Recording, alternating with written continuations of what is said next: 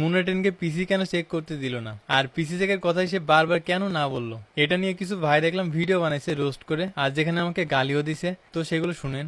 ভাই কত হইছে কি পোলাটা যদি হ্যাকারে না হয়, চোরই না হয়, তাই পোলাটার মনের ভিতর তো ভয় কে থাকবো, পিসি রে কি লিগা চেক দিতে দিল না। এন্ড তারপরে ফাইনালি যেটা হয় সেটি হলো সে বলতেছে যে আমি পিএইচ চেক দিতে পারবো না, যত ধোঁয়াশা আছে পাবলিকের ভিতরে সেটা পাবলিকের ভিতরে থাক, আমি আর এর ভিতরে নাই। এখন আমি মুন্না ভাইকে আজ করছি, ভাই আপনি ওশিয়ানটা রান করেন, উনি হুট করে রিসিট থেকে গায়েব হয়ে পিসিটা রিস্টার্ট মারছে। এখন এখানে বড় প্রশ্ন হলো, তারা যখন পিসি চেকের জন্য আমাকে জোর করছিল, আমি কেন ডিসকর্ড থেকে চলে গেছিলাম।